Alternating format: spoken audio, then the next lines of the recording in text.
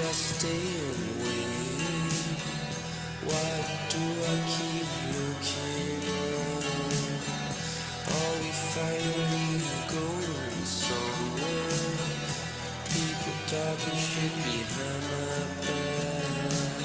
I could be stealing you and make you mine. So let's please stop wondering why things are happening anyway.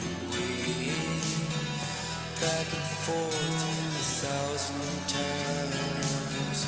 Let me ask you, do you want to go all the way? All the way. All the way. All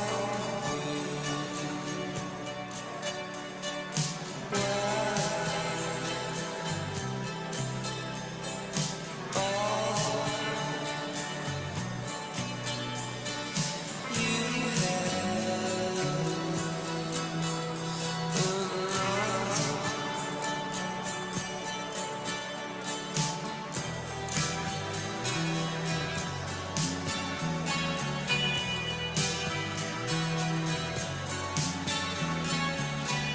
Let's go out and spend our money.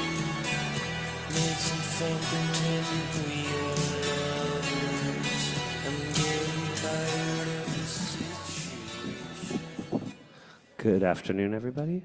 I'm Jay Sanders, and along with Stella Silman, we're the curators of this season's Segue Poetry Series. And it's a real honor to have you all here tonight and to welcome John Kelsey and Rae Armantrout. So I have the great honor of introducing Rae Armantrout.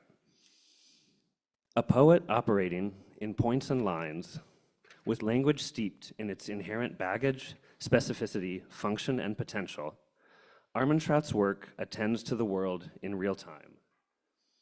In tightly built dynamic moments, and through the immaculate hinges and breaks that structure many of her poems. She is one of the most original and thought-provoking contemporary American poets, making her work with precision, wild inventiveness, and sheer openness. As Armantrout has said, I think what I do artistically is just not compartmentalize.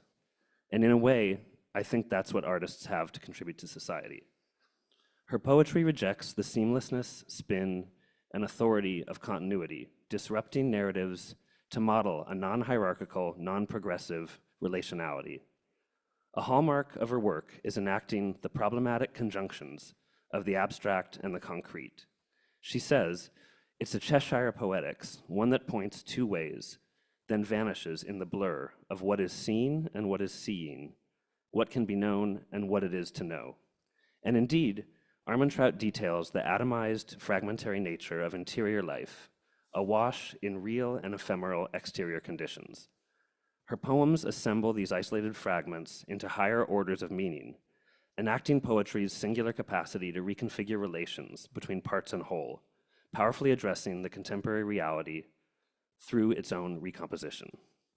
A masterful postmodern composer, Armantrout's skillful dismantling and reassembling of stanzaic lyric can be traced back to her literary forebears, William Carlos Williams and Emily Dickinson. From them, she learned how to turn language inside out and backwards, creating juxtapositions that may at times seem deceptively simple, but which generate productive clashes, igniting philosophical concerns in the smallest units of language. In this way, her poetry involves an equal counterweight of assertion and doubt, holding opposites in tension to create finely tuned spaces of minute yet catalytic transformation. Armantrout's poems often reside in the local everyday of domestic life, in media culture, theoretical science, sales and marketing, and motherhood, and she situates these subjects to actively interplay and interrogate them. As she explains, her poems are full of elements that may be hissing and spitting at one another, creating dissonance and unsettling tensions to examine memory, culture, and the very act of knowing itself. Rae Armantrout's most recent collections include Go Figure, Finalists, and Conjure. Her 2009 book Versed won the Pulitzer Prize in Poetry and a National Book Critics Circle Award, and was a finalist for the 2009 National Book Award. Please join me in welcoming Rae Armantrout.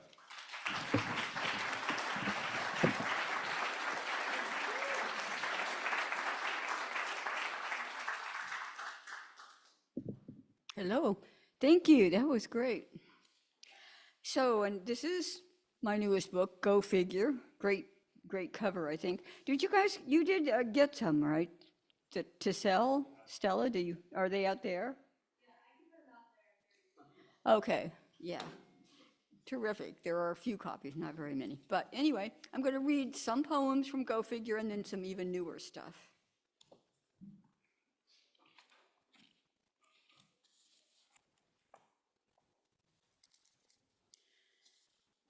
And the first one is called Here I Go.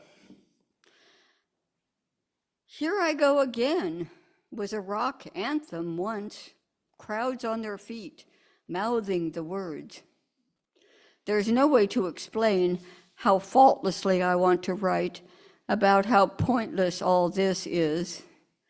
Nothing I can point to but the gesture itself, the way it comes to seem anachronistic, spectral, like this ongoing attempt to catalog the world by latching each thing to the last memory it calls up.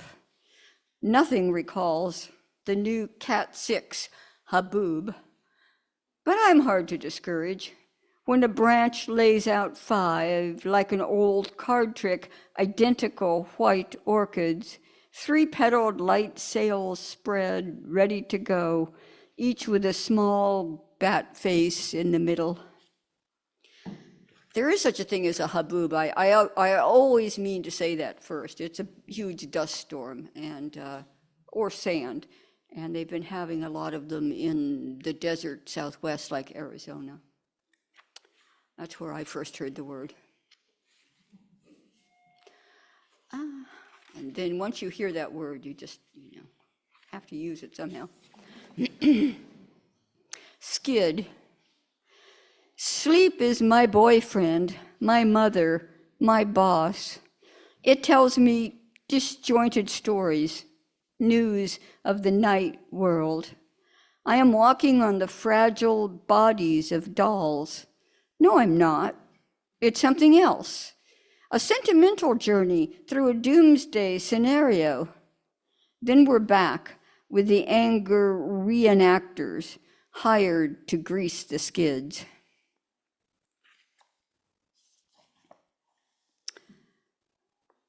Fortune. It could have started like this. My mother took me to fabric shops when I was a kid. I would wander through the tall bolts, dazed, reading fortunes in the colors. White, papier-mâché of the mock orange flower on its many stems. Lavender as an afterthought, necrotic, carried interest. Ochre like sunset in LA, like dehydration. The popular mauve gray, which blends indifference with innocence. One is chosen above her sisters. One tells a troll to eat his brothers. An imp gives one the power to spin yellow into patronage. One frills a frill again and again, no in order, no as if.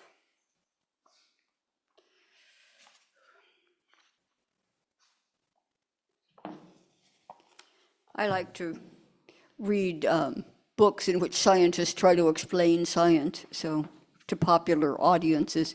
So this starts with a quote from one of those. Simply, we're molecular machines operating on energy freely available from such sources as thermodynamic processes. It sounds so benign when you put it like that. Our earliest ancestors were accelerants. They ate change. Where does that leave us? Do I believe that formulating a problem in the starkest possible way while making strange and conspicuous word choices is helpful? What if the answer is no? Ladybug, ladybug, fly away home. Your house is on fire, your children.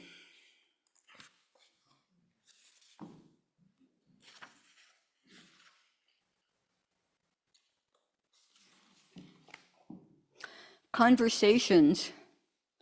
Push on it again, that point of light. What do you think light is? What is anything? If you aren't telling kids how to live in a world you can't imagine, what are you doing? Telling God about fall's claret-colored leaves? Touch me like you do the foliage.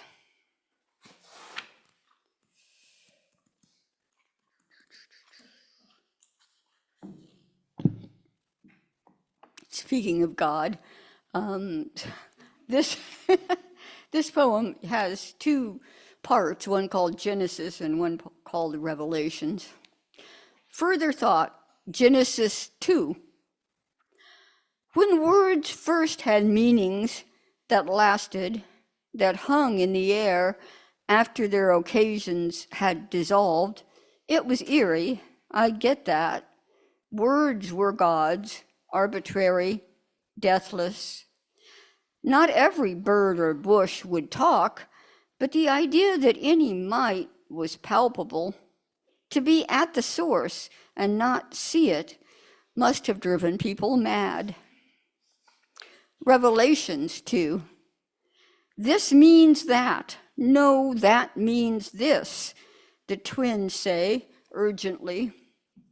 The mystery of the 7 stars and the mystery of the 7 candlesticks. Balance on one foot as long as you can.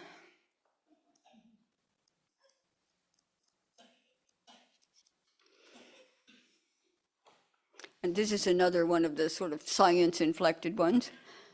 Picture this. Particles, whether long or short-lived, arise from a permanent traveling disturbance in a quantum field. But we all know that when a disturbance is permanent, it no longer disturbs. Picture a tent city. One way to think about it is as a kind of tension rippling through space.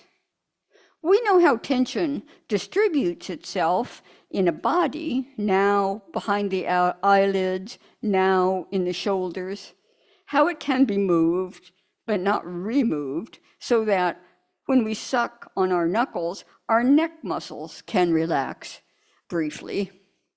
Why so tense, we might wonder? Did God yell, "Hey," just once, as if testing the acoustics?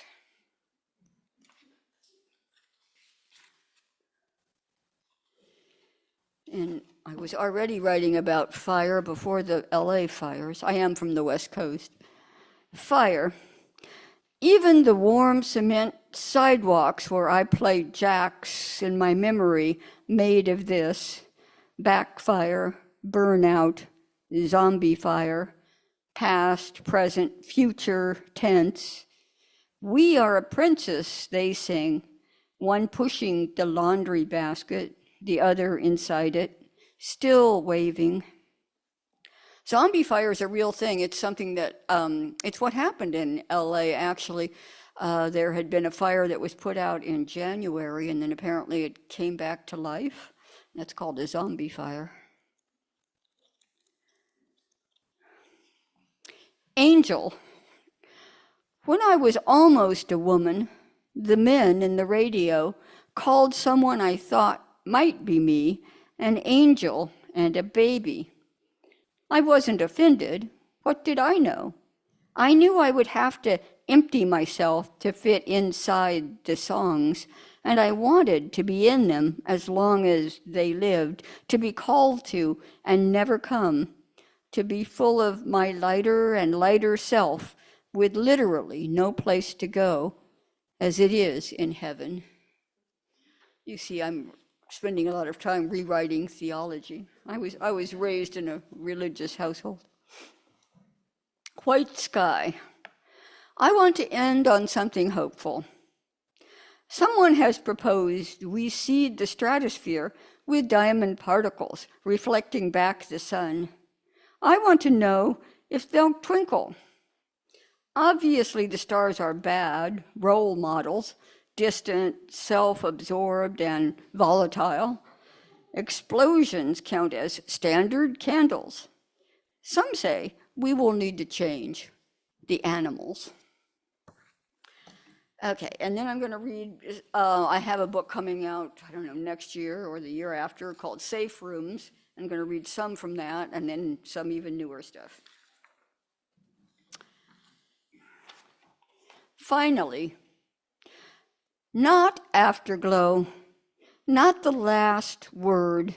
Still, they were able to more or less enjoy the feeling of being washed up together on what was not really a floodplain, from which the not quite water had receded, leaving a large number of more or less interesting artifacts, which, they had learned, appeared to them differently, so that what she saw as a large wooden radio, he saw as a fireplace mantle, and what she saw as self-sufficiency, he saw as strangulation.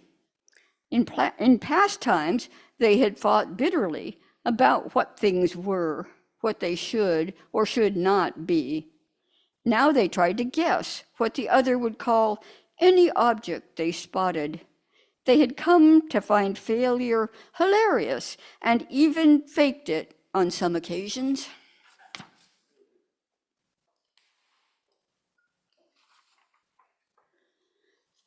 And this is, a lot of my poems are in parts, but I'm going to read the numbers on this one, I think, because they're separate enough to need that. Specimens 1. When I was a child, my grandmother, Rachel, lived in a small room next to mine. She wore what were called housecoats and put her hair up in pin curls. She raised roses. She enjoyed watching pro wrestlers on television. Her favorite was Gorgeous George.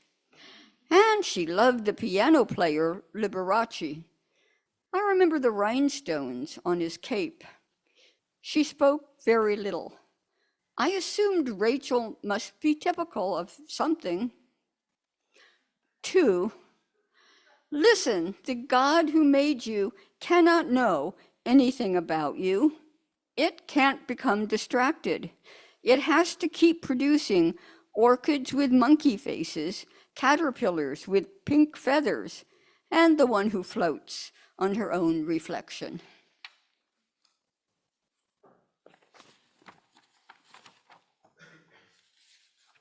Oops.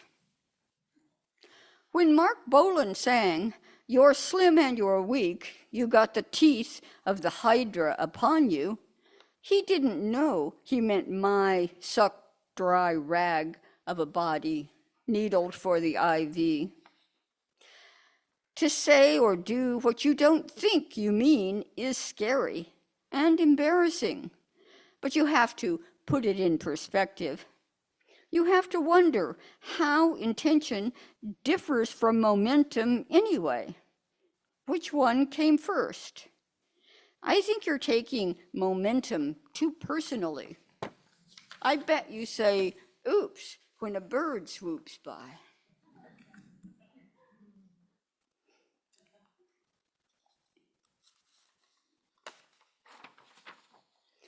Hell.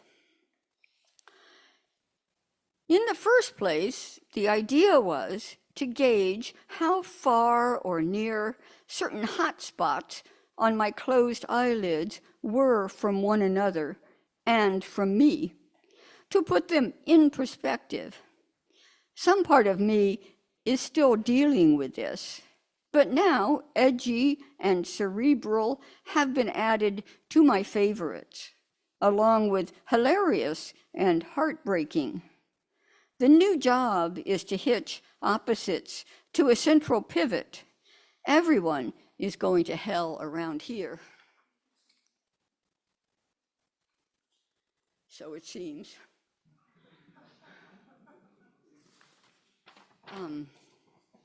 Gist. I grew up in the particle-board suburbs, one house like the next, an egg in a styrofoam carton. So I like to get right down to it. To the smallest unit of noise-canceling hum and be done with it, but not yet. I am first an area of focus, a point of attachment, but I am also a way of arranging material, one that can't be replicated. I have extensive knowledge of people who don't exist.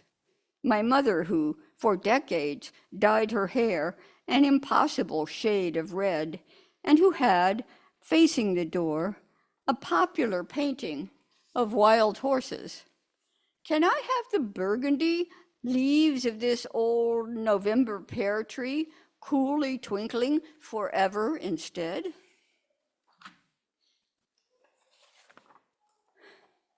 Choices. That Nature Valley bars are baked by migrant kids on night shifts in Grand Rapids, for instance, is perfectly awful. As are birds raining down, dead from heat exhaustion, dead from avian flu. Not that it's a contest, but if you had to choose. Mind a wraith, body a deflated doll.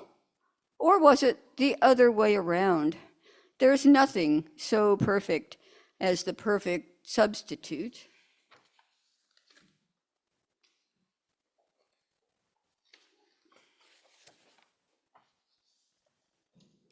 The horizon. Originally, plants and animals turned into people. And people could turn into animals or plants when pressed, so there were always more of them. As you've heard, a European girl became a tree when hounded by the god of poetry. And in the north, a fox slipped into the tent of a man she loved. When he came back to find a strange woman cleaning up, he complained about her musky smell. She threw on her fox pelt, left, and has not been seen since.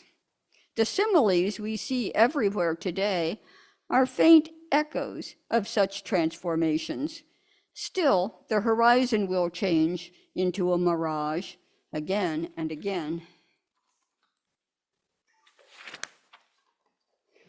Stitch.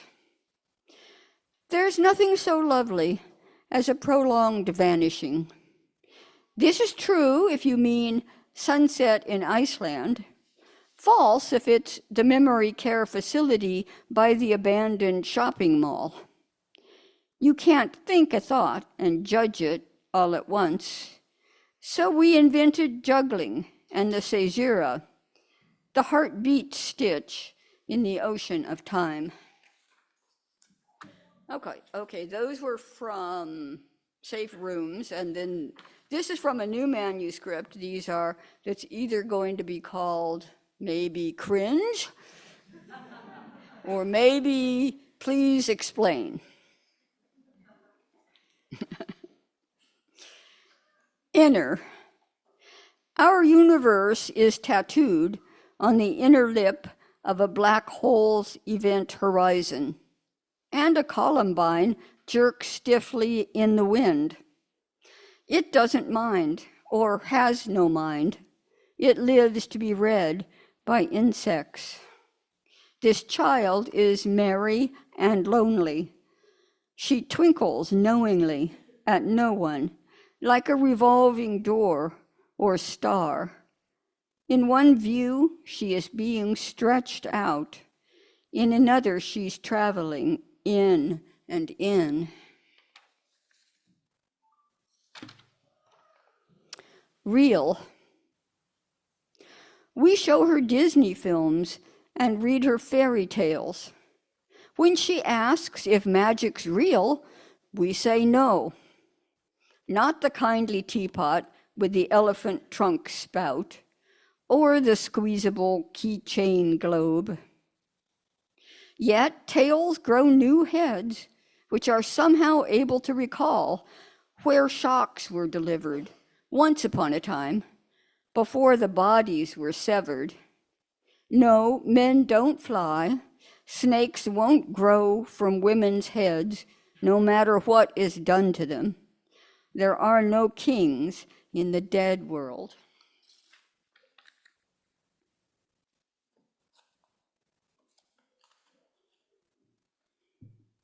Now I'm going to read, well, this one is unpublished and not even accepted anywhere, and maybe I haven't even read it before, I don't know, so I'm trying it out on you. Chase. What suggests itself as shape? Down, up, down, down, up. The twin who likes to differ, and the one who wants to mirror her sister in their slow motion chase. As if to perform notes in reverse order was to go backwards, while time proceeded on course in incremental jolts, like water falling downstairs. Oops, but we can put our heads together, straining to see constellations, even if Orion's belt is all we can make out.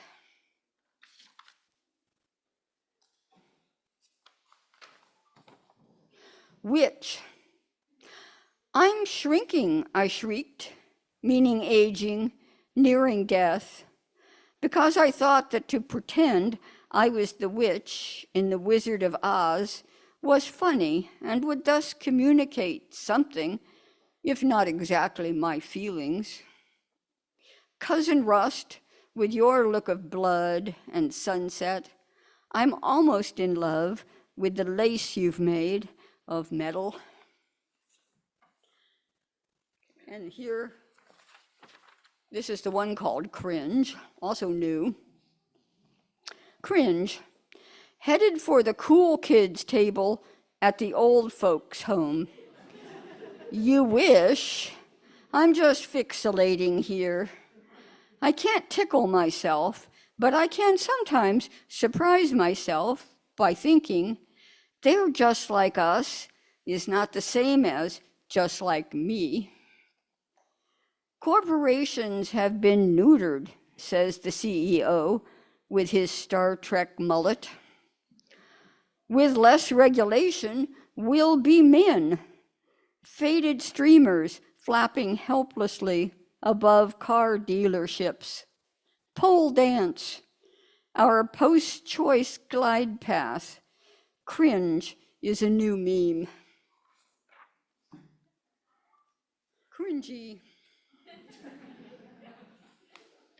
And this one is like I just wrote this one like a week ago. So it's in 2 parts and it's a prose poem. Rabbit 1. The small gray human was persistent, sorry, and expectant. She expected marks of distinction to be given to her. She was pretty sure she was already distinct, but what did that mean if no one recognized it?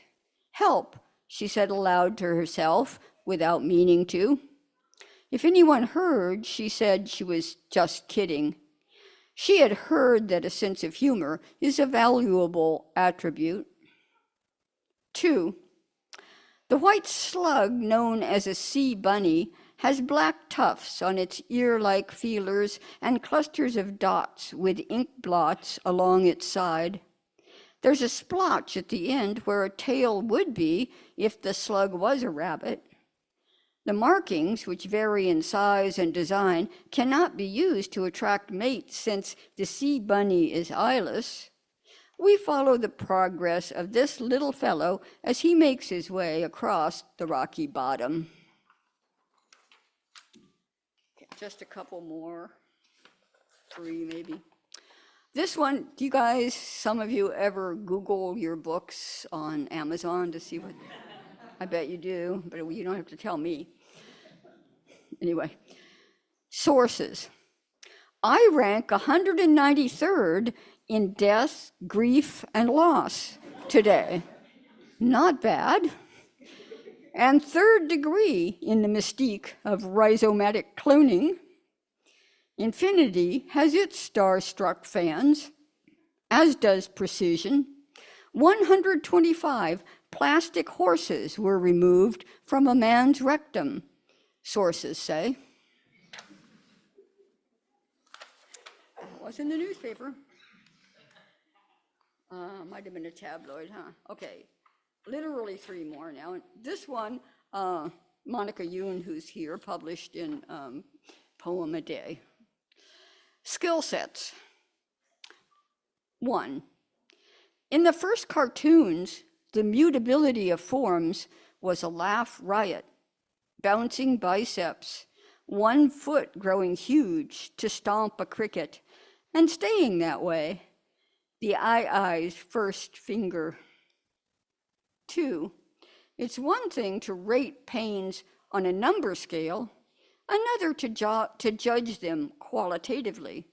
Aching, stinging, or burning. Only we can do this, no matter how many feedback loops they put into the machines. 3. Be specific. Include kinks and ticks, a good twinge in the roots when the brush is pulled hard through time's tangled mess. Here's the catch. You can't know you're in a costume and also be serious.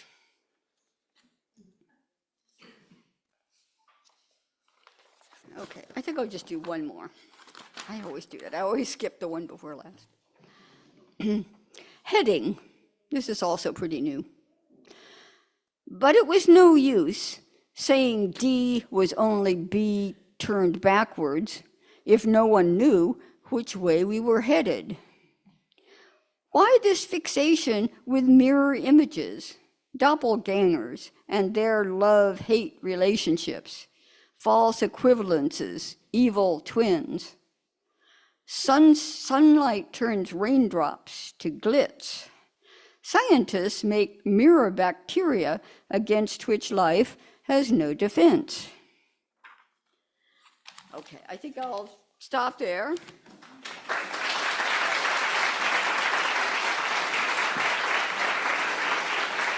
Thank you.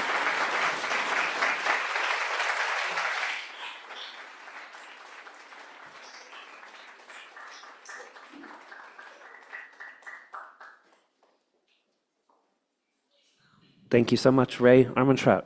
We're going to just take a quick 3-minute break, and we'll be right back with John Kelsey.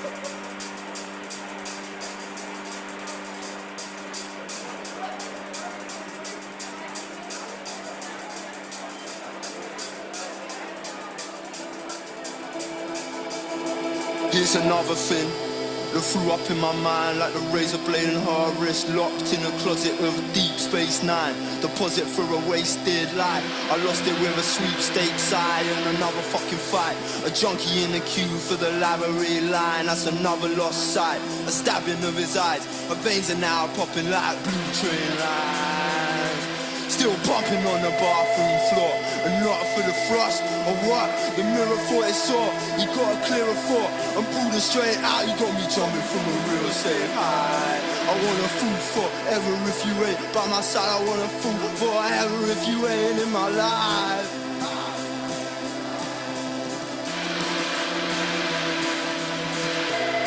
I guess been eating away when I found her. All drowning grave, I might have drowned her.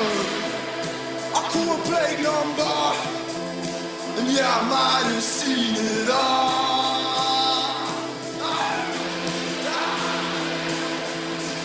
Inhale, exhale, like never in his life before. It's lightly, it's down smoke settled in a fabric of the BME34. Dropping burger crumbs on the CD floor in the back 12 CD store. But the radio rap and the CD door. When she filled up on the end and she still needs more. That dying blood.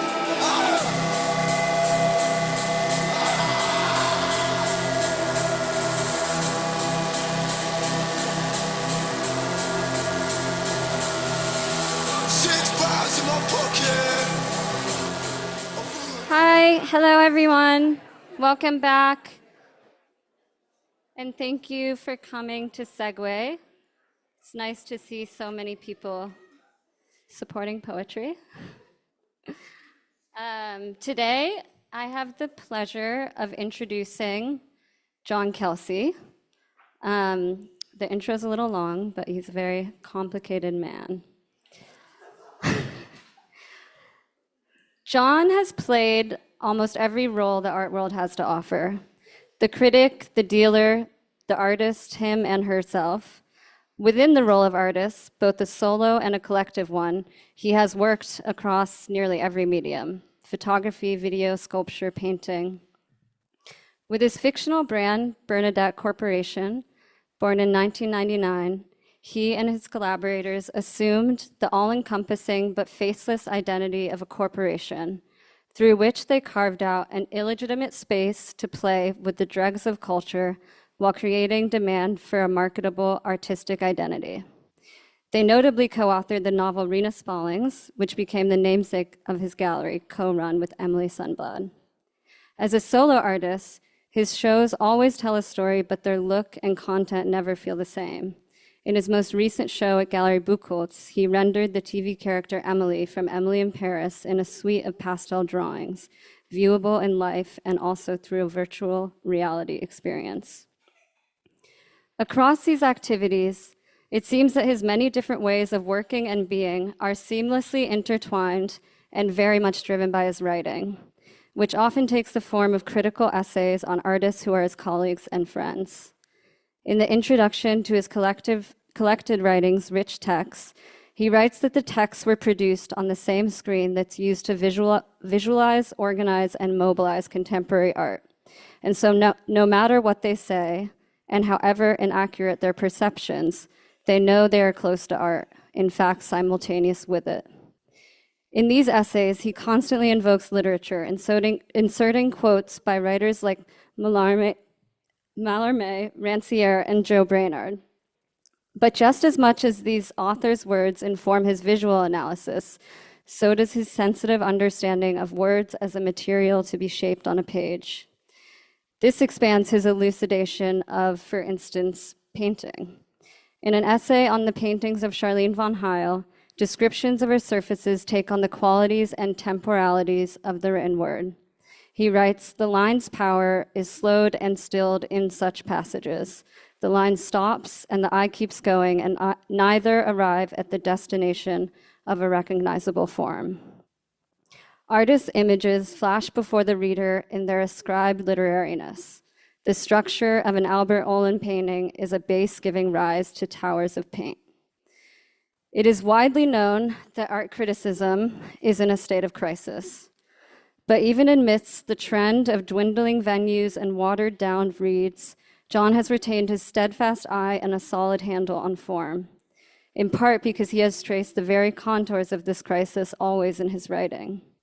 And perhaps, since he has inhabited so many roles between art's production and reception, he has the unique ability to see something on all of its sides.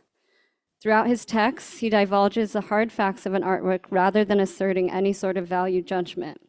What ensues is a deep unraveling of form, inflected by the history, both verbal and visual, that apprises all things. But his writing is never without feeling.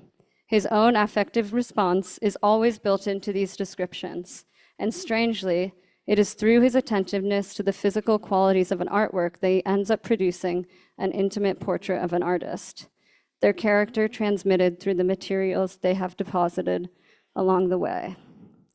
You can feel that his subjects live and breathe in a world he not only inhabits, but has had a central hand in creating.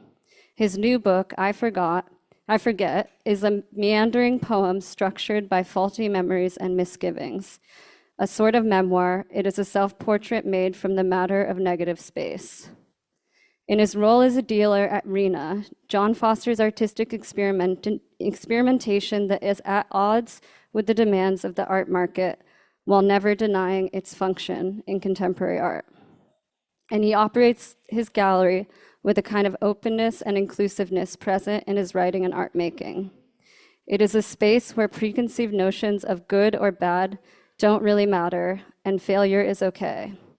Amidst the exhausting commercialization of art that we have witnessed over the past 3 decades, and an arc that John has lived out in the belly of the beast, which is New York City, he understands that the freedom to play is key to art's persistence, and that the social interaction that ensues in real space as a result of the work is a critical part of that play. So without further ado, please join me in welcoming John Kelsey.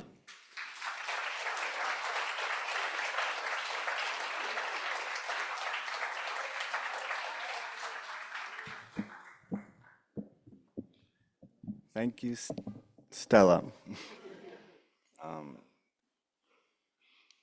This is new. I wrote it just for tonight, and I guess it's about art. I mean, it's definitely about art, and it's also about technology, but I was trying to not rely on the usual tech language and looking for a kind of a pleasure, but also an intelligence and, well, simple-minded language, and maybe saying things a bit wrong.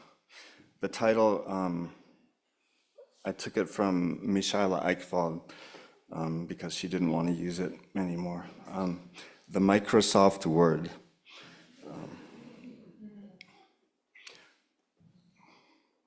One day, the sculptor John Duff was telling me how he came across some information about himself. He said, it was on the website where people add pictures, and then other people say yes or no. A guy was remembering something about John, and then somebody else took a picture of the words, which John then copied down with a pencil.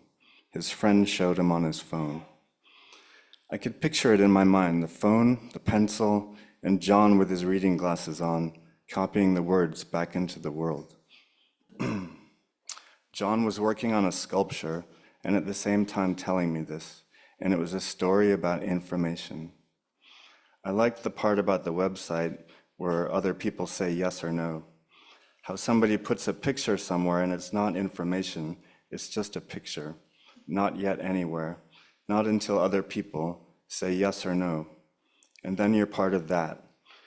Because in fact, information is you, not John Duff, but you showing up for that, producing it, by saying yes or no and completing an operation.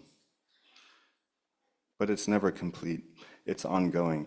And in John's story, it's that makes the information information. John Duff is not information until that. It happens when it's a picture looking back, seeing you back as you show up for that. That's when it's information. It's you becoming that, and it's ongoing. It was a guy remembering the sculptures in New York. He remembered simple torqued wedges made of fiberglass and round plaster bowl shapes in a room. What happened was the sculptures were showing you another space in your mind, without explanation, just by how they appeared in New York. His friend came and showed him his phone, and John said, "Whoop-de-doo." When he's not making sculptures, John does transcendental meditation and writes haikus. He's been in the same studio on Doyer Street for 50 years. It's where they filmed the scene in King of New York, where Frank White's gang attacks a Chinese gang that has a ton of heroin stored in an underground tunnel. There really are tunnels under Doyer Street, but they sealed them off because tour groups were doing too much poking around looking for movie sets. Now the tunnels are closed, and whatever was happening down there has been copied out of that dimension for good. One day, an art advisor came poking around. She said the sculptures were stunning, but when she looked at artprice.com and saw John's auction results, she stopped looking at the sculptures. Jason, an art critic, also looked at artprice.com and decided not to think about John. What makes information information is other pictures all copying at the same time and without even agreeing to, without even a conversation. Same with real estate. Everyone copying the same picture, which is a picture of numbers, and really we just want to go out. Information is going home to numbers without even agreeing to, and we want to go out. So we map it, and we feel we're looking at a map of the city, but in fact it's a clock. Because what happens is they hide a clock.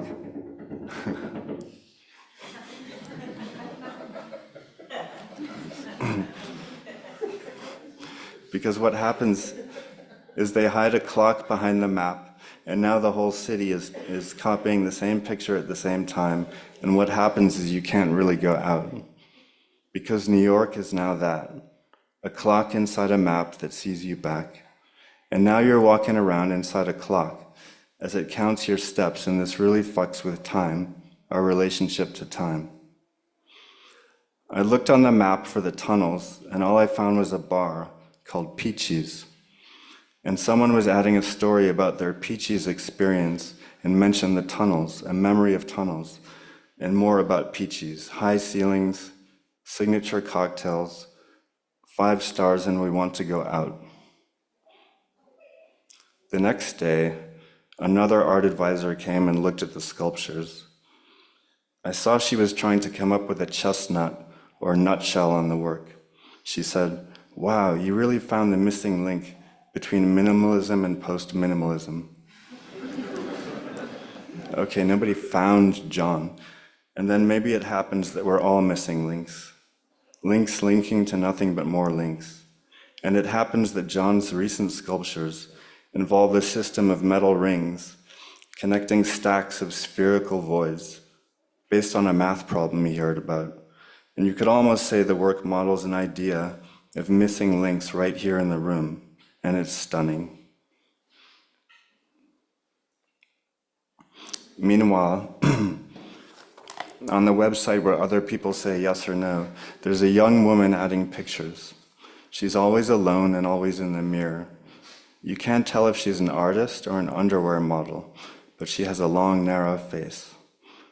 Her room is small and ratty, but for all you know, there's a sprawling villa hidden just out of view. She makes eye contact in the mirror and adds ratty underwear poses, which poke towards screwball, but then always stop short. Like she might suddenly fall on her face, but she doesn't. She adds pictures of minimal plaster objects, simple discs and blank bowl shapes that look a lot like John Duff's. Is it her art?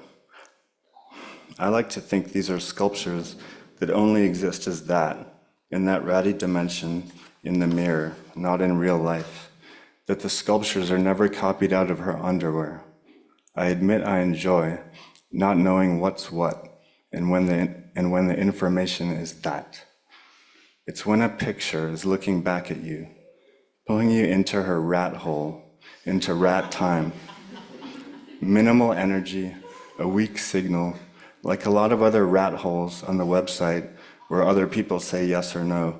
Her room is not outside the operation, but way down inside it, a tunnel chewed deep into a picture of life, nesting inside the operation, in a dimension that's windowless and narrow as a maze, everything a corridor leading to more corridors, following signs that are two-faced and double, manifesting doubleness, copied out in corridors with a pencil, rear screen projected into our faces with the sculptures.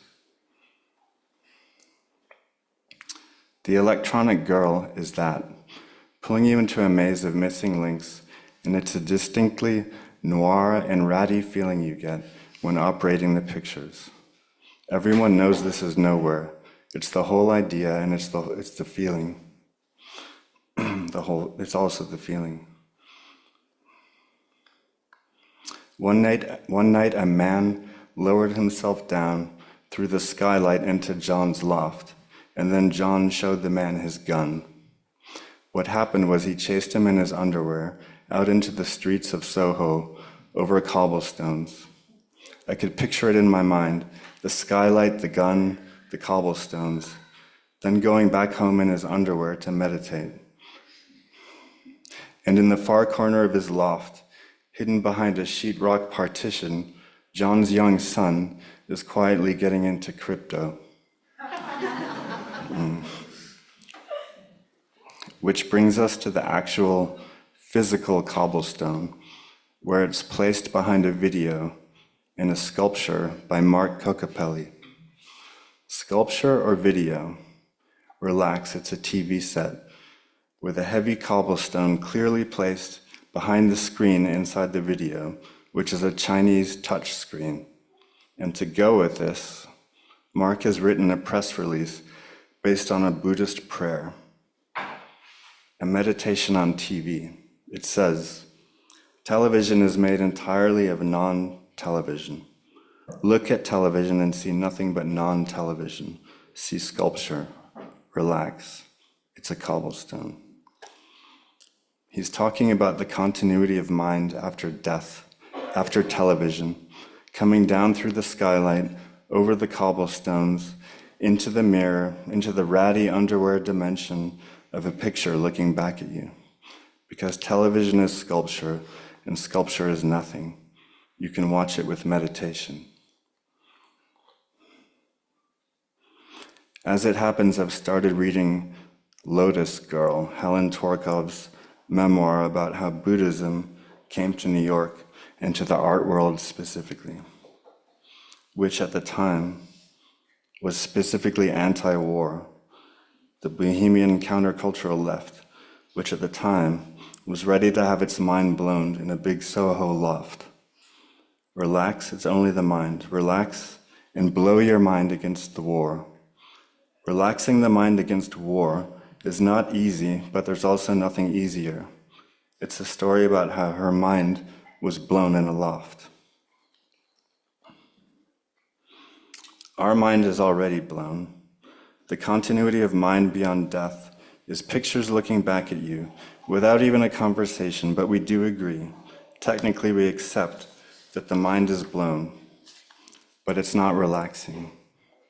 Mind is a Cybertruck packed with explosives in Las Vegas, and also the app for that, and the meditation app too. Cybertruck flower, underwear, explosion. Another of Mark's sculptures includes an entire 17-hour Ken Burns documentary about New York. Mark adds his own picture to the picture, an animation of an elephant laying bricks. What happens is the elephant continues laying bricks until the screen is gradually blocked by a cartoon wall. Behind the bricks, we still hear the TV heads talking about Walt Whitman and how Leaves of Grass is such an important New York product. It's the continuity of Whitman beyond bricks in a sculpture. You see in Mark's work how television never really belongs in its own time. Watching TV, you see a moving time picture in a different time in the sculpture. Now the entire history of New York is in the sculpture with Mark's elephant. What happens is when time stops belonging, you're able to start to see it. Then if you're in the street and you think about it, you're operating a time picture of New York as you show up for that, the clock behind the map, a mind picture of that. And now Rachel, a prize-winning novelist, is adding pictures of herself and her book to the website where other people say yes or no. You see the writer together with her book and her words as one picture. She adds other writers too, to extend her orbit or book club in the picture. I admit I feel writers becoming that is worse than with artists because she's trying to come up with a chestnut just for you. What happens is Rachel corrects your pronunciation of Duras with an S as you operate her picture, like a teacher, as if she's the information. She does that because what she does is invisible, because writing is nothing to see, until now. So the writer adds ratty poses in Europe, down here among us, rowing a boat, eating cheese, in the picture that looks back at you. Like she doesn't know you know this is nowhere, and it's not information. It's you becoming that, other people operating a picture of a writer. My friend showed me on her phone.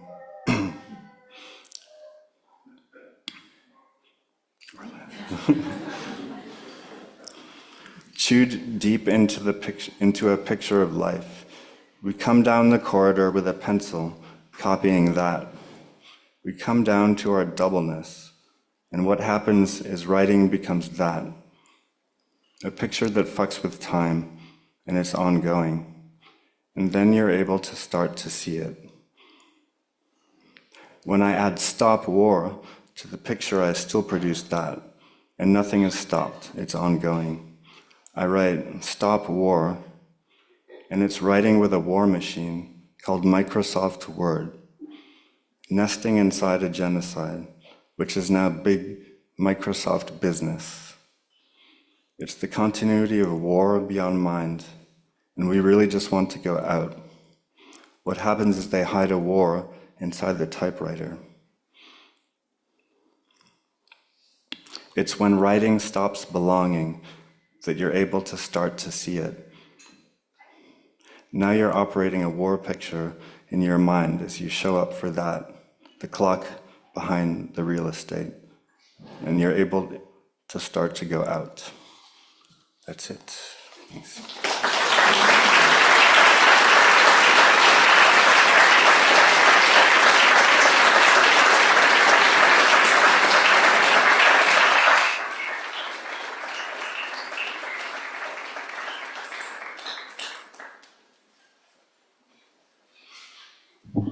Thank you, John. Thank you, Rae.